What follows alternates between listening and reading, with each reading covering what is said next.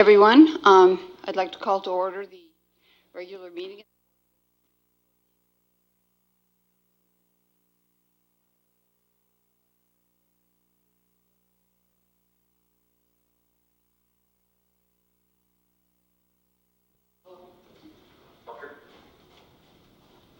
Roll call.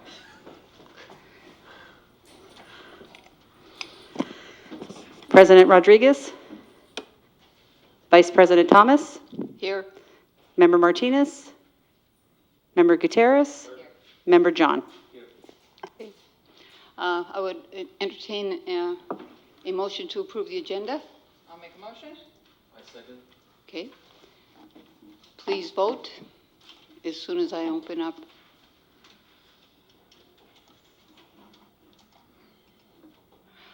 Since Member Rodriguez is on the phone with us, let's have a vote by hand. Please raise your hand if you vote aye. Member Rodriguez, do you?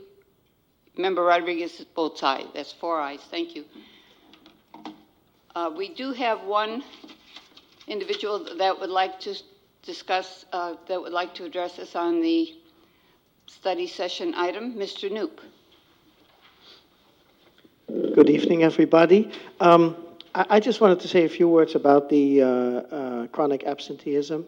So I looked at some data to place Newark within the scope of Alameda County, and well, there's some reason for concern. I think we are definitely at the bad side of the graph. Our English learners are actually the highest in the county. So we have the districts that have the highest chronic absenteeism for English learners. Kindergarten next to Emory Unified. So I think these numbers are very worrisome. I also looked at the number from the year before, and they were pretty much the same. So it's not like a 1 year off. So there seems to be something that is different in Newark, and I hope that the team can work out what the problem is, because that's a real serious concern. My second comment is I looked at the presentation and it looked pretty good, and unfortunately I don't have the time to sit for the presentation. I have to take my kids. But one thing that I saw missing is the high school scores. And I looked at the high school scores, and these scores were very good. In a sense, they were so good that I wonder if they're very credible. I don't know if the high school is serious about roll calls. Looking at the data, I just have my doubts. And I hope that we're not going to have the argument, well, the state doesn't care about the high school, so why should we worry about it? No, we should worry about it. We should worry about it for the students. We should worry about it for the parents of the students, because if you don't come to school, your grades will suffer. So it's very important to get all kids to come to school. With last comment with respect to the suspensions, I think we're doing reasonably well. If you look at it for whole Alameda County, and for the last 10 years, our rates have gone down, and we haven't had any spikes in any of the categories. So I think it's reasonable. We're reasonably doing well. And I would caution, at least from my perspective, to set excessive goals of improving that. We're living in a world where suspensions are a reality, and sometimes kids just have to be suspended. And to say, oh, we want to lower it by 5% or 10% is sometimes, it's not always a good idea. Thank you. Bye-bye. Thank you. We have one other. Mr. Merritt? Thank you very much. I debated whether I wanted to talk about this one or not. I read the presentation, and the title of the presentation and the actual presentation, I'm not sure, are correlated enough for me. PBIS, not a fan, but it is our program. And maybe it works. I've heard that some districts have been able to make it work. Positive, and in this in this climate, we have to have a positive reason for kids to come to school.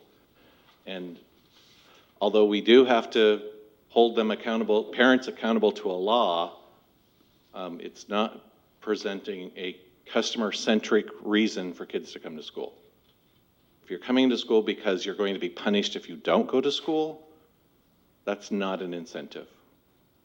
That's an incentive to try to figure out a way to beat the system, not join the system and be an active community member. Thank you. Thank you. So next we will move into our study session. Superintendent, do you want to introduce it? Yes, I'm Or- going to have Associate Superintendent Salinas lead us through this process and her team. Yes, good evening. If you could join us at the table for this study session, and I'll ask Ms. Aquino, thank you, there's the PowerPoint, and we'll get started.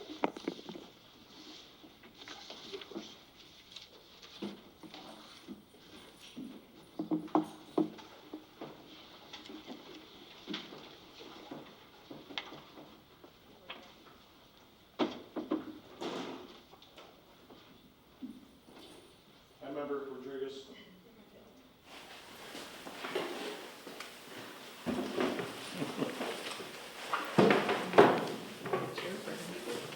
So, good evening.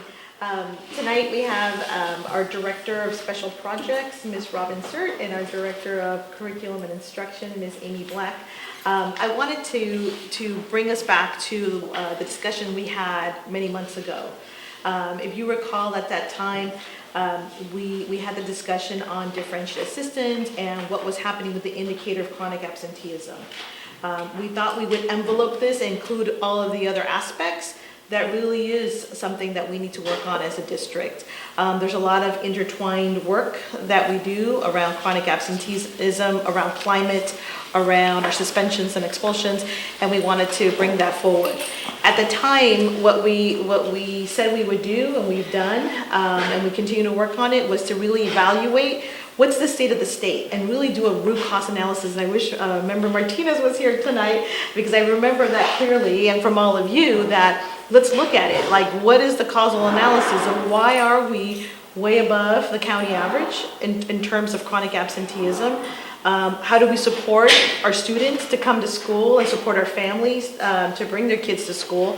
And because, as you can imagine, if you're not in school, you're not learning. And so that's that's what it speaks to, and it also speaks to climate.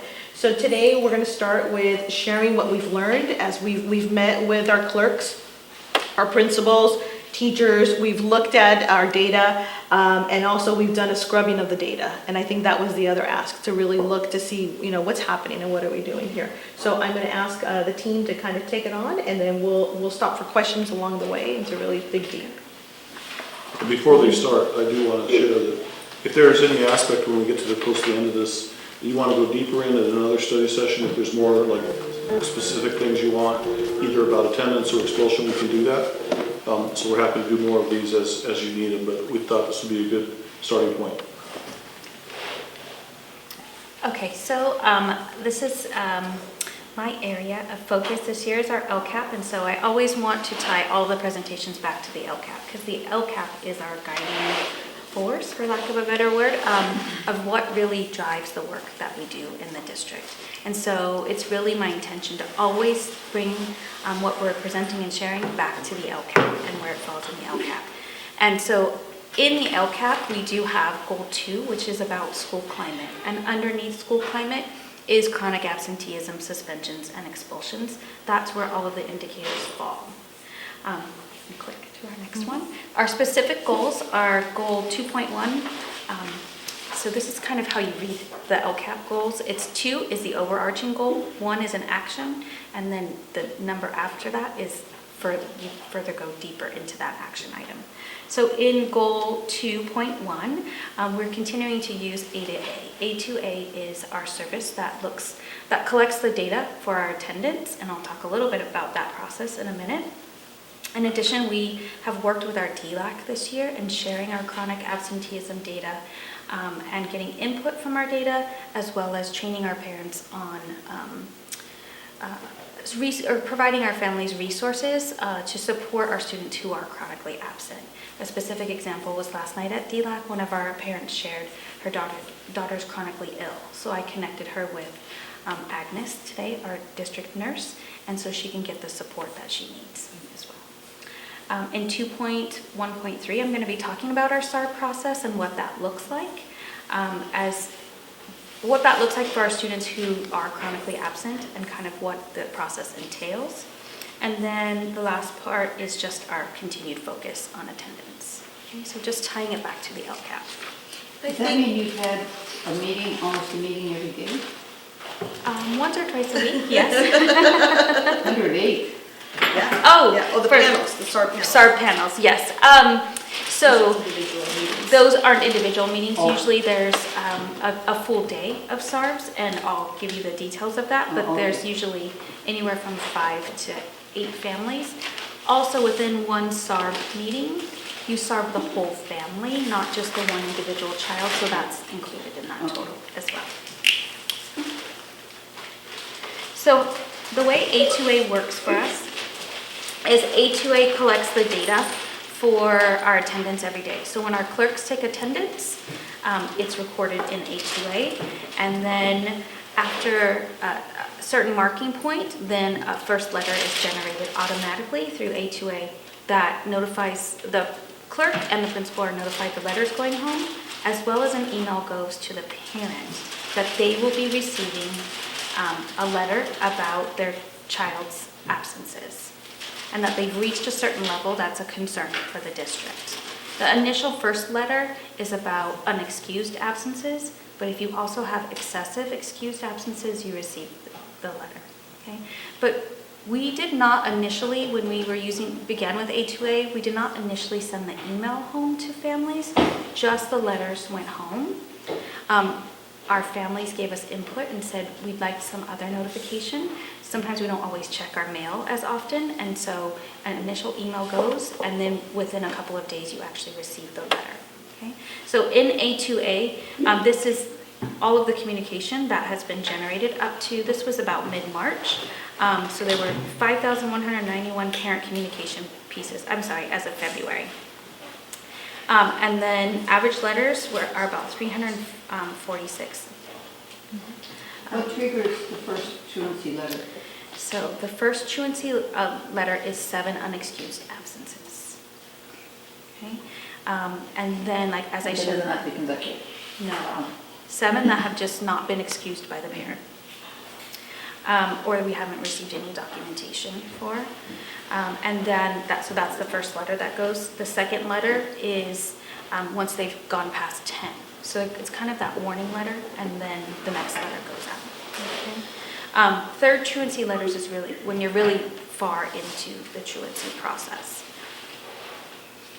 On top of that, we also have families who get the first letter for the 10 days of excused absences, and then they go further. So this is we just wanted to share with you kind of the process that A2A really holds the data for us on our students missing on a daily basis. So this is the software, and these are all aligned with EdCode, correct? Correct. Okay. Yes, so these aren't the cutoffs that Newark has decided. This is the educational code that we have to follow. And this is done at the secondary level as well? Yes, So at the it's high K-12. school? TK-12. And is an excuse, what happens if a student misses a period? If that student misses 3 periods, is that an unexcused absence or something like that? It depends. So every period can mark as, is tagged as an absence. And I know that there was questions about why isn't the high school data here, and that might be something we can bring back. But if you recall, the state indicator does not include high school. And so we track it. They follow these notifications, so if they're missing the first or second periods, they're certainly tracking that. They're seeing if it's because they're tardy, and it just, or was it just that they didn't take roll yet in the classroom? What is it? We have all of that data, and we can bring that back. We have really not had as much time to really dig deep into the data with the staff at the high school. Mm-hmm. It's really, our focus has right now been at the elementary. We do intend to move to that for next year. And part of it is because we are in differentiated systems for the TK-8.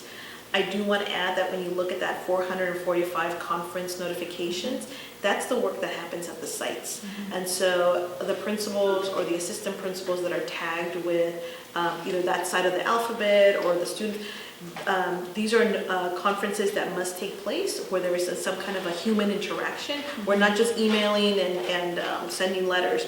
There has to be a meeting of sorts that happens with the families. In terms of, Robin was sharing, Mr. was sharing that if a child is chronically ill, that's where that intervention also takes place, where we're not going to continue to, we can silence the barrage of the phone calls and the phone banking if we know that there is a medical issue that's happening.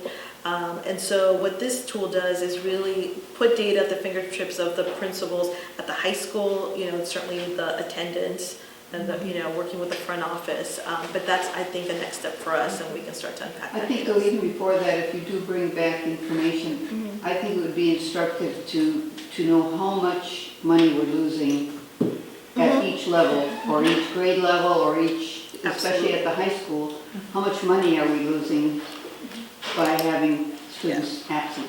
And I think, and I'm making myself a note, I do want, when we talk about the action plan for implementation, we are looking at our attendance campaign for next year, and we're definitely going to be using that information to share the information with our community about how much money we are losing. Absolutely. So, and the way that our what's the word I'm looking for?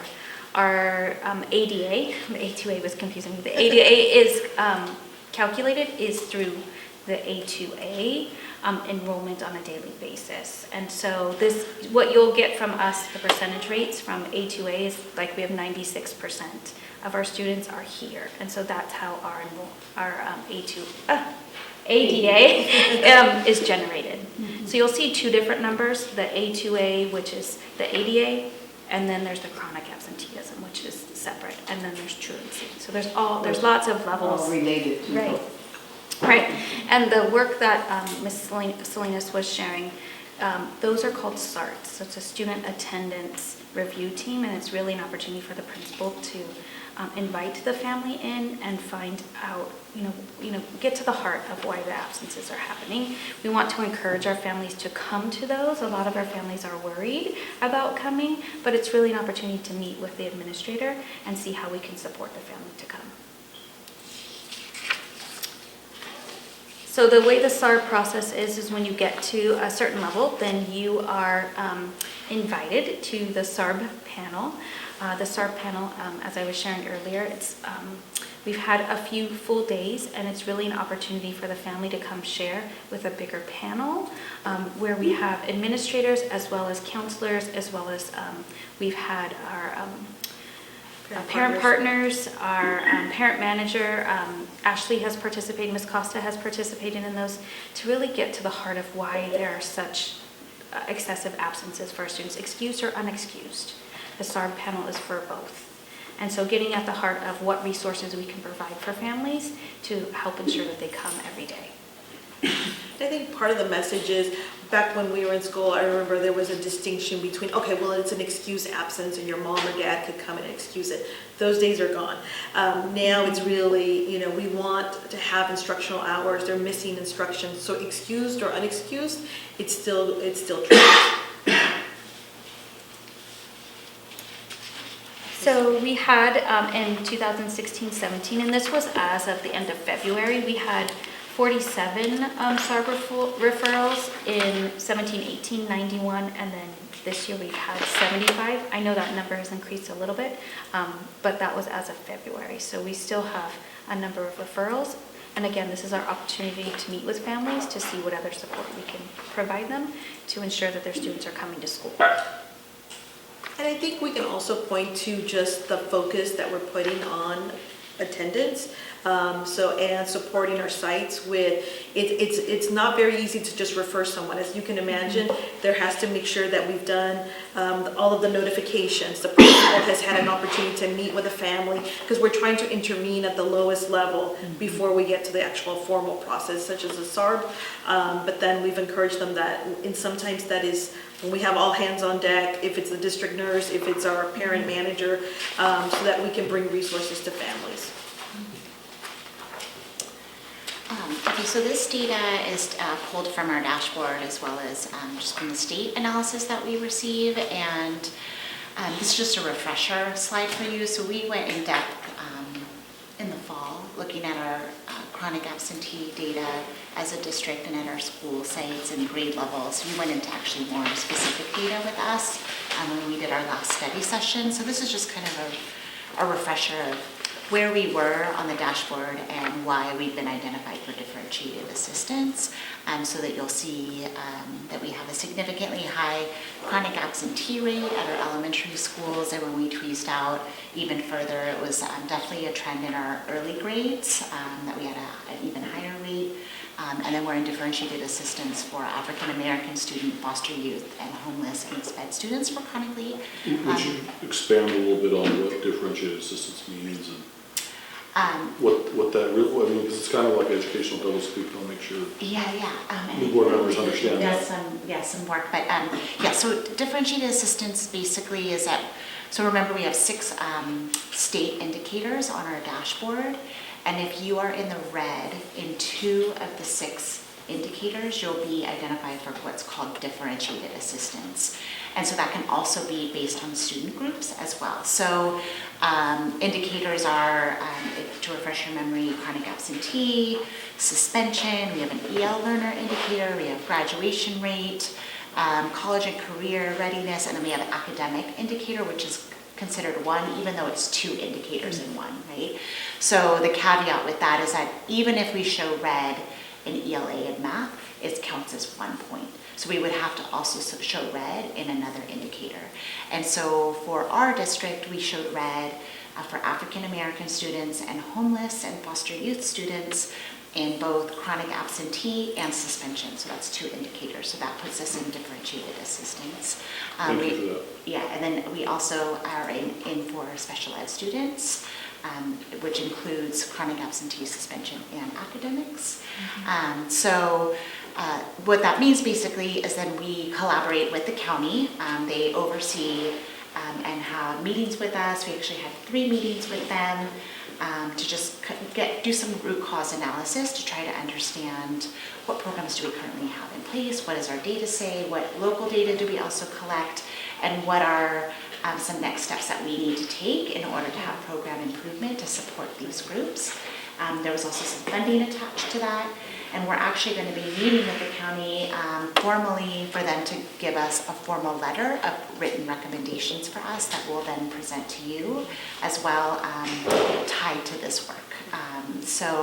And it's been a really collaborative process with them. We're not alone, and not that I want to be in this group. I mean, I think there's about 8 other districts that are also in. Overwhelmingly, districts are in for special education. But then also there's a group of us in chronic absenteeism. And so the county has partnered with a nationally recognized organization, Attendance Works. And so we've done some work with Attendance Works on our own with our principals, and we'll talk a little bit more about what that action plan looks like, but we're glad to partner with the county and really learn more from Attendance Works. And then this is just another way to look at the data, the 5x5. So you'll hear references to the 5x5, and this is just what the state uses in order to determine the color. So remember, in our dashboard, part of our report card is receiving a color, right? So you're going to hear, we're in the red, we're in the orange, we're in the yellow. Like, what does that really mean? And so then this is just another way to tweeze out the data to see what quadrant we're in. Along the side, you'll see like what the percentage rate and where we are to be at standard or below standard. And then across the top indicates increase or decrease by a certain percentage variables. And then that's what those 2 come together and meet what our color is. So we want to see an advancement in color. So like, for example, if we look at music at the very bottom, they're in a very high percentage box, as well as they also increased within that band. So when we're setting goals, which we'll talk about that also in this report, then in order for them to move to an orange or a yellow, we would need to see a decline of up to 3 or more percent. For them to shift their color band. Still, even if they did, let's say they did 3%, I don't know what their current rate is right now, it's still a significant amount, right? That we want to see more of an increase, but remember the dashboard tells us we're celebrating growth over time, and so that's where they've come up with the color bands. We want to continue to see growth over time and increase. If we saw a significant increase, like they did, let's say 20%, and then that they could potentially be in the green. So it just kind of, depending on the chart and our growth, like where our indicators fall. And the high school's not on here, but that's because the dashboard doesn't require it to be tracked, but we still are. Absolutely, yeah, absolutely. We still track it. I actually gave the 5x5 charts to the high school for them to do work with their staff, just as an FYI, because I think it's an important conversation to continue to have, even though it's not an indicator for them. They need to keep track of how their students are doing and if they're coming to school. So, and then the connection to their suspensions, because we often see a correlation of chronic absentee and suspensions. So they are in for, if they're in for suspension, they need to absolutely look at their chronic absentee rate. But didn't Mr. Noob say that the numbers Oh, are good for the high it's school? good, it's really good. It's good, but then that's when we dig deeper into suspension rates for what student group, and that's going to be what we also have to look at. Yeah, so we don't want to look at just a high level. We want to see tweeze in, okay, let's look at our subgroup data. Is there a higher rate for certain students or certain, subgroups? And then what is the trend that we're seeing in all their indicators? And chronic absentee is absolutely one that we want to. Is there a hard number to measure to qualify someone as a chronic absentee? Yes, so it's 10% of the school year. Yes, that'd be 18 days. Yeah. At the end. So it's a moving target, and that's part of the data. So as we're tracking the data, so if a student can become chronically absent, the longer we get into the school year. So we're trying to stop and get the warning signals on kids who are getting close to be chronically absent. But total, it would be 18 days. So at the beginning of the school year, you wouldn't have anybody. Correct. Instead of looking at a rolling 180-day window. Okay, I see. Yeah. So if at the middle, say, if at the end of the December, that's half of the school year is gone. If you already have people that is qualified as chronic absentee, then that is considered pretty bad, right? Because that's only 4 months. Right. Yes. Yeah, absolutely. That's a great question. I think we're on to the next slide. Okay, so let me talk about some of the action plans. So since we last shared the data with you at the beginning of the year and then being identified for differentiated assistance, sharing some of the work that we had done prior to that, and then also escalating our efforts this year because we want to tackle that seriously. And what we know about the new dashboard is that if we increase and get out of red, we're out of differentiated assistance. So it's actually a really positive model. In the past, when we were in program improvement, you're locked in for 3 years no matter how well you do. And so that's a really positive thing. It's motivating, right? To know like, okay, so if we make a significant impact and we get out of the red, then we're able to be out of differentiated assistance, which is very positive.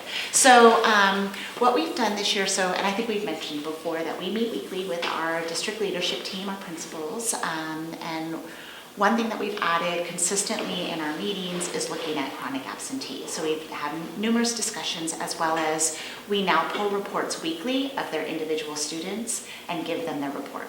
So even just that act of like physically giving them the report, I give it to them in hard copy as well as soft copy, so they can manipulate their own spreadsheets when they get back to their site. Because really what we know about chronic absentee, and I know that Mr. also kind of alluded to that, was it really is down to the individual family and student. So to say like a percentage and not understand the dynamics of the family, we're not going to combat that, right? So we need to understand what are the forces at home, especially when we're talking about young children, because they can't take themselves to school. So what are the hardships of the family and that we need to be able to support so that they can come to school? So that's work that principals need to do with their teachers and their families and their students, and they have been doing a really fantastic job of identifying that. Who are these students and what needs do they have, and doing a collaboration with that. They've also done attendance, beefed up their incentives just school-wide. So this is actually a really fun opportunity for schools to show their own like spirit or reward system, and get really creative about some of them. Like I know Graham has, I think like top attendance classes, and they have raffles, and that's just one example, but a number of schools. I know music has done a big push. Every time I drive past that sign when I come to work, they're celebrating, attendance. So just also celebrating in a positive way the work that kids are doing, and being excited about coming to school and getting a prize. And that was afforded also by our Prop 47 money, and that's grant money that a collaboration that, again, with the county that we entered last year, because we noticed that chronic absentee may be an area of concern, and what are some things that we can do proactively. So we've been able to use that money to help with incentives at our elementary schools, as well as doing additional training for our clerks around coding and making sure we're capturing the data correctly and connecting with families. I want to add, so, going back to the whole thing of like, why are we here? So why did we get here? And as we start to dig deep in the data, we noticed that it was, one, families also just had that misconception still about excused and unexcused. And so a lot of our sites started to do this campaign of any absence isn't good for kids because they're missing seat time. They're not in the classroom. The schools, our front office clerks have been so helpful, because they're really making those personal phone calls. And then how do we support our teachers to also, they're the frontline connection, and then parents really, that's going to be the first person they see, or it's going to be the first front office staff. And they've been supporting us with this as well. So we noticed that families just had that misconception. So we did this whole campaign. And we'll talk at the end. I mean, one of the things we're really looking at is this huge kickoff campaign with new families for the next school year. So last night, Ms. Black was here, and we had an incoming kindergarten families.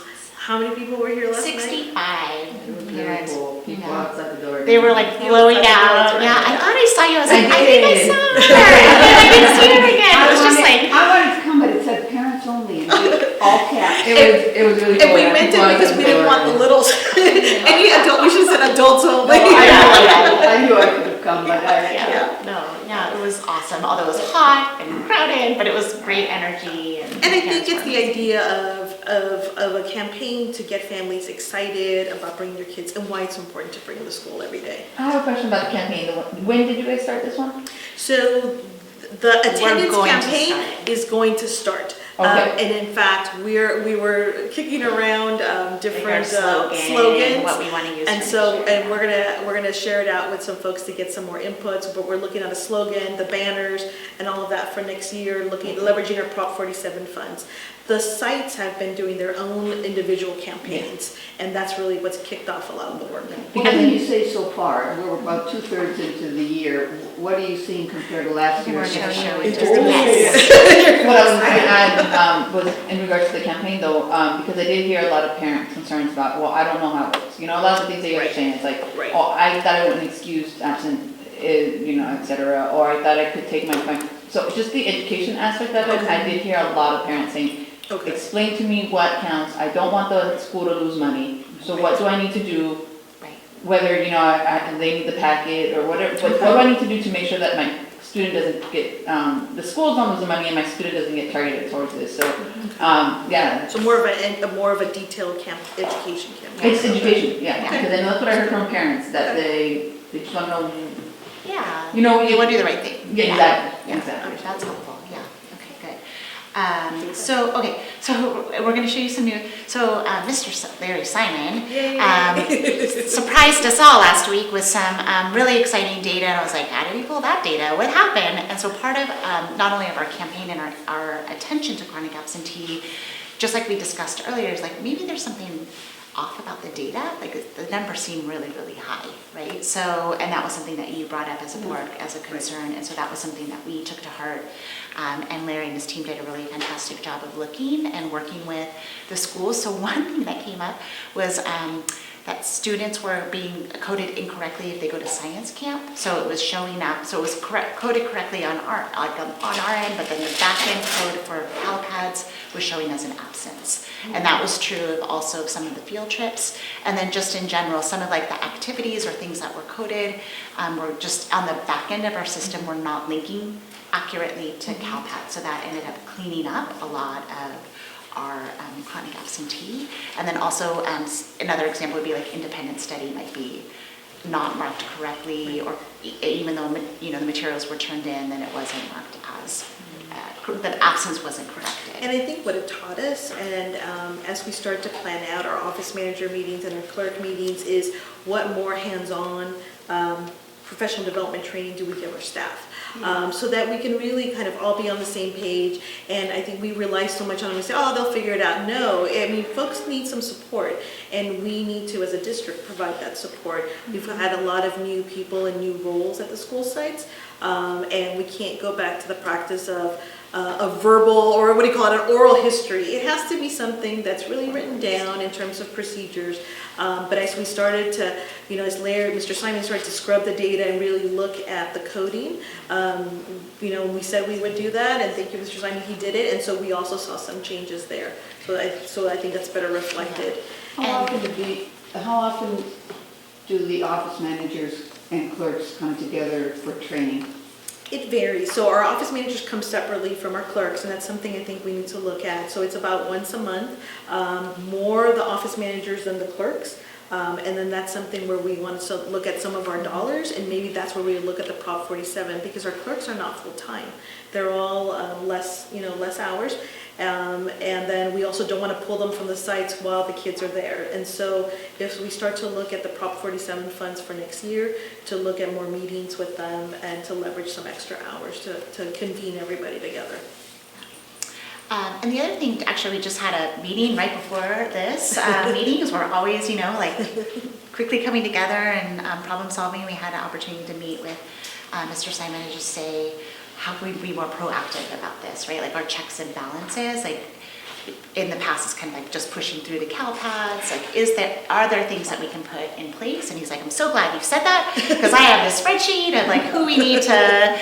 He's like, I've been wanting to talk to you about that. So so come on over. Question, in regards to these field trips, then, is this still just looking at elementary, not secondary yet? Field trips, we It's So looking like, at, it's everybody. it's everything. So Including high school. there's pieces of that that are like, when you say coding and transcribing, some of that is like system-wide, it affects everything. Some of it is practice that has changed this year for the office people. So it is sort of across the board, Okay. yeah. So why don't you show him your little chart that we, Oh, I don't think You have it's in here. did you put it in Yeah, I there? think you put it in. No, I mean like your little, our checks and balances.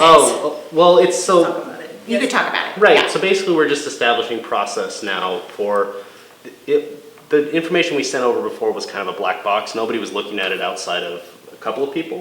So we're establishing who the stakeholder is, for instance, the discipline report we certified to CalPads, or the chronic absenteeism report, which is new as of last year. Just all the various reports, who needs to look at it, when they need to look at it, and it's gonna be part of the principal sign-out process for the end of the year. So hopefully we'll have more eyes on the information to verify everything is correct. That's Yeah, the if something goal. comes up that seems really off, Right. right? And I think once we tie it to the principal checkout, then it's like you're leaving for the year, you verify the data, you know the data the best, and then that way, because the rest of us still stay here for the summer, but no one's here to help us to verify it, so we'll do that before they leave for the summer. So let's go to the information that Larry, Mr. Simon shared. So if you look at just how the information has been pulled, so it was pulled less than 5% absent, chronically absent 5 to 10. So the critical areas are 10 to 20%, and then more than 20%. So if we're looking, what color is that?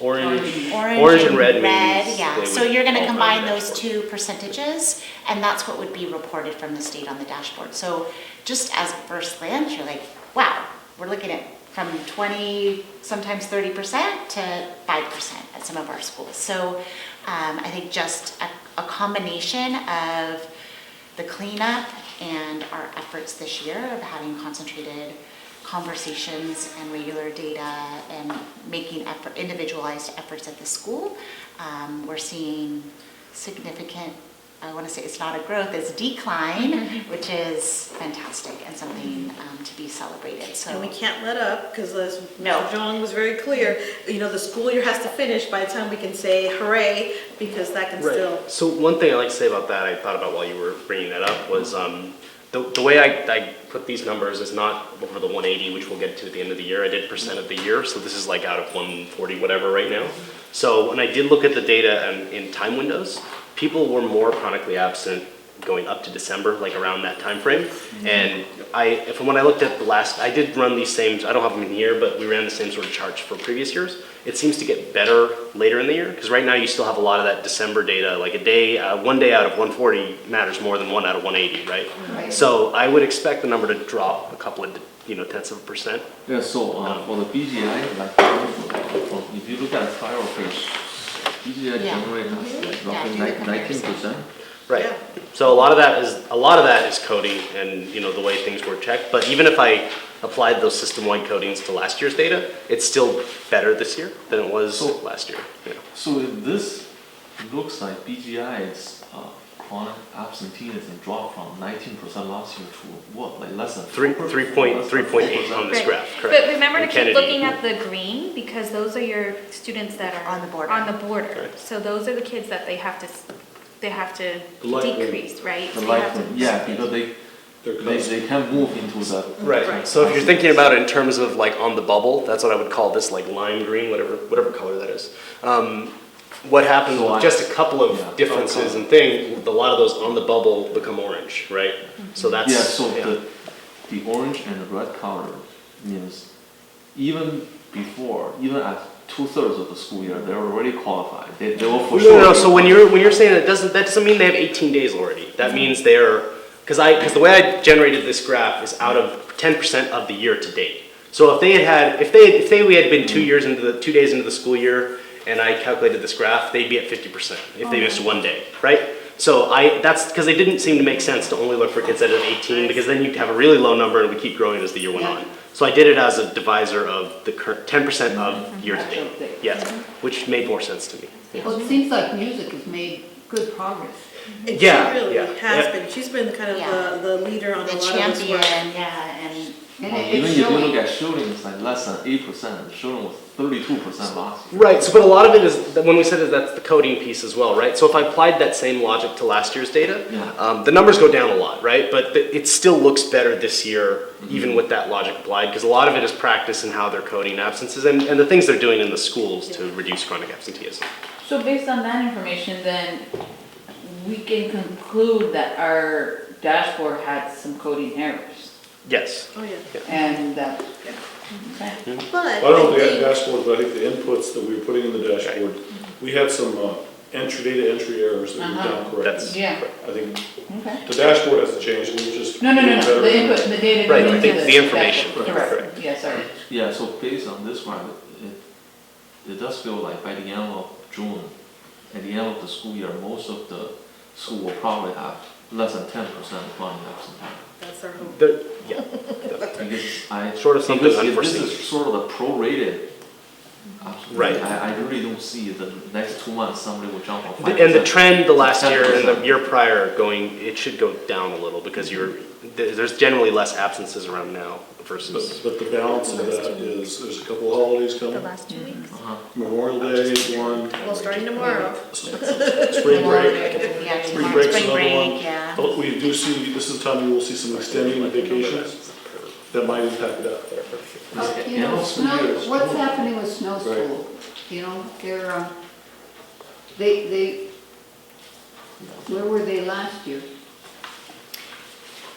So I think for snow, so speaking for last year, I would anticipate that the chronic absenteeism rate also had to do, was correlated with the suspension rate last year. We had a high suspension rate last year. And so, Which would but they're impact not your doing con- well this year. I can't speak to this year. Yeah, so far this year, they're probably the worst. Well, they declined the On least. here? Yeah, are you talking about this data? Yeah.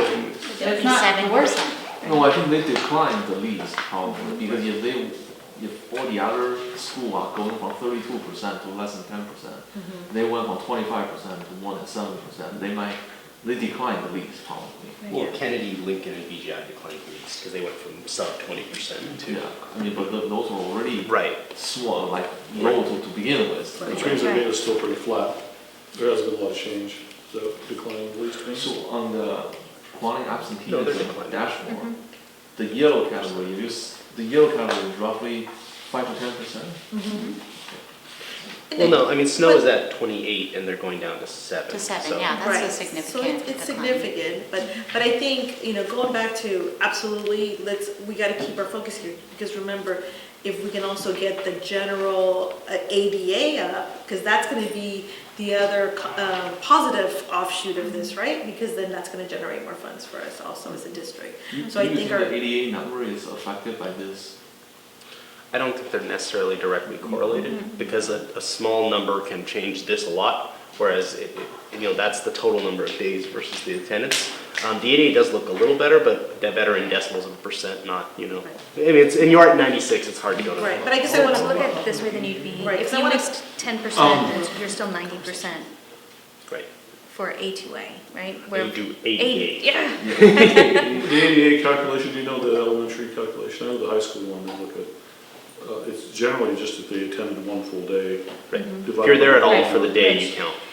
For the high school, it's, I think he said it's a 5 minimum, periods, yeah. They can consider attending a full day at the high school. No, I think I it's think it's there for full one day. period. One period? It's a one day? I believe so, I'm not So 100%. the average ADA is we average out all the 180 days. So one day, say we have 5,800 students, and then we average out 180 days, we get the average ADA. I think the ADA looks more at actuals. I'd have to ask finance. Actuals. No, it's actual attendance. Because with this data we're putting this into is their database. So they pull their own reports whenever they want from the state, and they could see our live data. on So attendance. that's where it becomes really confusing and why the ADA numbers might be really accurate and these were inaccurate last year because we send them to two different things. The ADA system has been in place for a very long time. It's pretty, the numbers we've been sending have been really going for a while. This is new as of technically 2 years ago, but last year is the first year we're seeing the information and it goes through a whole different system. I'm guessing the state's going to go to using this more for everything in the long run, but right now they're still separate. So. But we can provide, so we can bring back more information, or provide an update of the more specifics about how the ADA is calculated. I'd have to ask finance how that's done. So I have a question regarding suspension. If a student gets suspended for a whole week, that's 5 days. Do they get the packet sent home? No. So that's considered an absence. Yeah, it's a double hit. I think my point about saying why it's good to keep the focus on chronic absenteeism, because it's more the attendance campaign, right? It's about why attendance is so important just in general, because in the end, we will generate more funds, hopefully. Yeah. And that's just a different cut. It just shows you by grade level. That the first one was showing you by school site, and then this shows you, because we talked about how we see a higher percentage in our TK and K, and I'm still seeing that, right? I mean, it's not As kids are getting older, relative. they're Yeah. How does TK compare to last year at this point, do you know? Everything in general looks a little better. The big thing I noticed because I'm looking at it visually when I generate it like this, is the lime green bubble is smaller. Like when I looked at it for last year, it was more like out here. So we're a lot more bubble kids last year, which to me really says they're making efforts. So a lot of those bubble kids seem to be sliding back into not chronic. And those are definitions A2A does, so I just matched that. Yeah. Like I know, for example, Music, who has preschool and a TK program, she was talking about how they do a number of parent professional development with their preschool parents around like, how do you get your kids out of bed and what's your schedule in the morning and how do you bring your little ones to school? So just giving them like a lot of tips and resources about just getting them in the habit of coming to school. So obviously that's been one positive thing that shows through. Okay, so our current work, we've done a lot. So I did a little high overview of the action plan. So We're getting close on time, too. I know we are. So I'll just go quickly. So like I said, we've done a lot of work at DLT. We're doing a partnership with Attendance Work. We recently participated in a webinar, and our last DLT, we also through Attendance Work completed a self-evaluation at a high level of like district supports around chronic absentees. Our principals, we had really candid and thoughtful conversation about where are our gaps, identifying our gaps, and what are some possible immediate action critical areas, next steps. Schools are also going to do their own self-assessment at their individual school and do a similar process. So one thing that came out of it, loud and clear, and that's something we've talked about all year, is we need a district-wide attendance campaign. So working on a slogan in conjunction with attendance work and Bolaire, and trying to come up with really clear way that we can message to our community and increase parent education. Looking at our multi-tier system of support and and that was something principals were really clear, like we need a specific, what do we do at each step of the process? Like early on in identifying, these are the steps that we take. If we're getting into a critical area, what are the steps and resources that we have available for families? And then when we get into tier 3, what are those resources? Also really looking at our McKenty-Bento students, which is our homeless students, and what does that really mean? Helping staff understand it's not the traditional picture of like, oh, you're living out of your car. It's also students that may have multi-families in a home, or are living in multiple homes and traveling and don't have one solid place that they stay. So how do we first identify those students so that we can get resources to them? Also developing sensitivity and understanding the needs and differences of these students, and how to support our families. And then also looking at, that was something too that came out of our self-assessment, is that we don't really have a district-wide or like a district office centralized attendance team that's really based at the school site. So how do we have support at a district level that would have other players that would be able to help connect multiple resources that maybe the schools aren't aware of?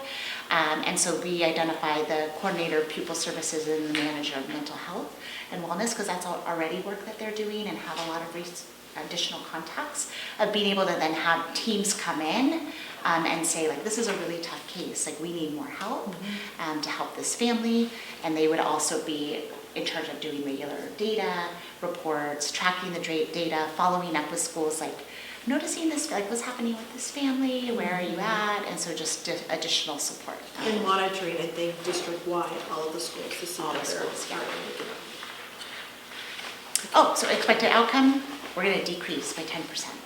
And right now it looks like we're going to be blowing that out of the water, hopefully. And so even by decreasing by 10%, it would take us out of the red and out of differentiated assistance. So we feel like this is a really reasonable goal, and one that we hope that we can celebrate because it's higher, and then also adjust so that we're continuing to combat that.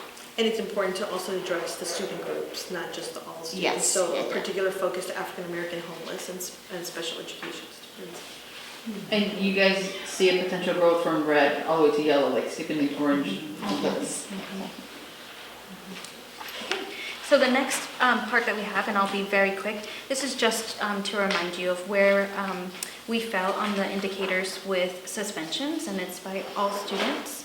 And then the 3 groups that we are also in differentiated assistance for. So as I said, it's all students, our African American students, our foster youth, and our homeless students. Okay. I would suggest, I don't know when we're gonna, if there's a breaking point for expulsion, but we'll come back to that at a later study session. I don't know if we're gonna give how much can we do in the next 3 minutes, really? So. Right. So I'm just giving you the quick overview of kind of the data about suspensions and by school site. And then I'll give you our action plan. And again, the 5x5, so you can see where we fall with each school and district-wide. This is all data you've seen before. This is the older data. This was presented, Ms. Black presented this in October. As far as expulsions, we had 1 in 2016-17, 0 in 17-18, and then we did have a spike this year in 18-19. And so we had 6 as of March 1st. And so we did a little bit of our own root cause analysis with that, and we came up with an action plan. Again, we want to establish the multi-tiered system of support and focus on our secondary schools. We want to explore restorative practices at the secondary level and look at other high schools that use the practices as a model and develop our own process here.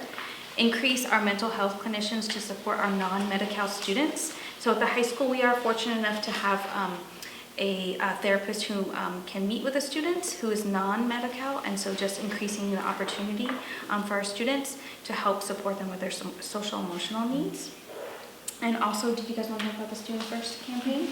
Yeah, I think, we're in the midst of right now planning the fall and our kickoff. And what we really looked at is that we really need to do a focus around students. Not that it's not happening already, but really bringing it to the forefront, particularly at our high schools. What we've seen is that there has been a spike with just anxiety around testing and anxiety with some of our students, and certainly social media. And that's not something new to Newark, but I think it's really putting some resources and support for our teachers and our staff at the high school. And particularly, I think, around sensitivity training, but I think more than that, it's more training around how to work with our student groups and how do we support families and kids of color and also kids with disabilities, and how do we do that, right? So this has to come from the staff, and I think once we're looking at some stable leadership for next year at the high school, we've started some work around having a landscape report with Illuminate and really seeing what are building on the success of the high schools, because I will tell you right now, we have very resilient, hardworking folks at the high school, but we see them in isolation, and how do we support them to be united in the work? And I think, and I know that it's with stable leadership at the high school to really support them. And then the other thing we're looking at is expanding health education at the high schools. We've seen a gap in that, and I think that's also an avenue to really bring in these conversations and professional development around social emotional, health hazards for kids in terms of vaping and other non-health, things that are really going to be detrimental to their health as individuals. Yeah, it's really, our kids are really combating with a lot of stuff out there, and in turn, our staff is as well. So giving them the support that they need to really deal with some of these issues, and so looking at expanding health education. Can I ask a quick question regarding our spike here? 106, that's a huge spike. Is that, do you guys see it as possible change in leadership that could cause this? Or is it behavior within students that it's different from prior? It's probably both, Okay. in conjunction. You can speak to the leadership part, but the students are also facing a lot of different anxieties than they have in the Different past. than they would have in 2018 and 17? Well, there's social emotional, but we're also seeing a spike in students, which impacts the chronic absenteeism, not wanting to go to school for anxiety reasons too, and so that impacts it. As far as expulsions, I think it's the level of support that we have for our students too. Currently lacking?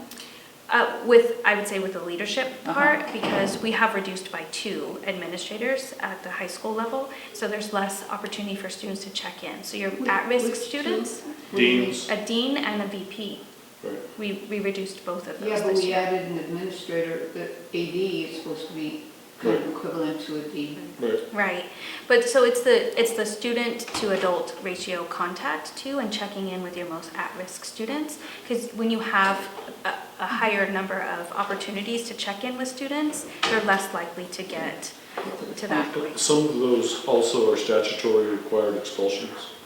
I don't know if all of them are, I know at least. No, I two understand, of but them if we are. go based on that, that's Right. behavior, you Right. know? So that's where I'm going, are kids behaving differently, are students behaving differently? Well, definitely the Or, instability is part of that. Right, and I think, but going back to, I think we need to do deeper work on that root cause analysis. Right. Like how many of it had to do with, with drugs? How much of it was fighting? How much of it was other behaviors, right?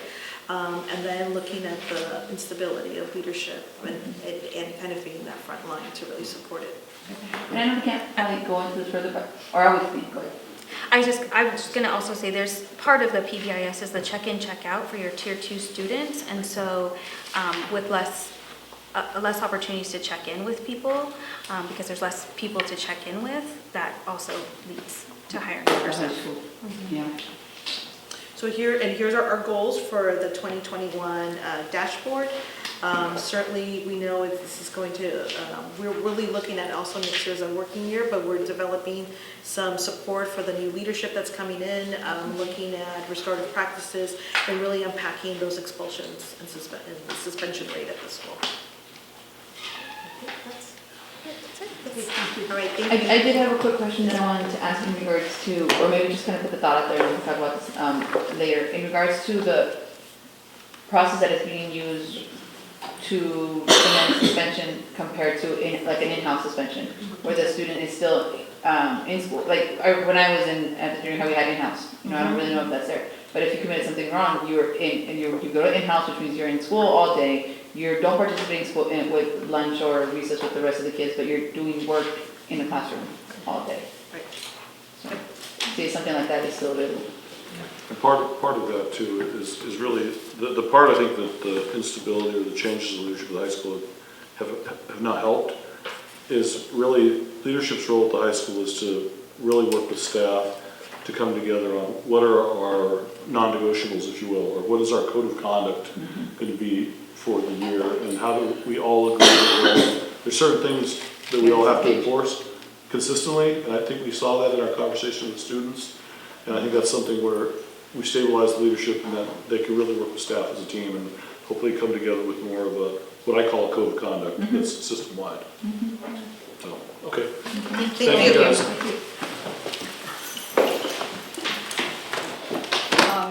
We're going to be going to closed session. Is there anyone that would like to talk about any closed session item? We will be talking about superintendent employee performance evaluation, public appointment or discipline, dismissal, release, conference with labor negotiator, NTA and CSEA, conference with labor negotiator, NUMA, conference with legal counsel regarding existing litigation, and conference with legal counsel regarding anticipated litigation. Is there anyone that would like to address any of these issues? Seeing none, we are reconvening closed session.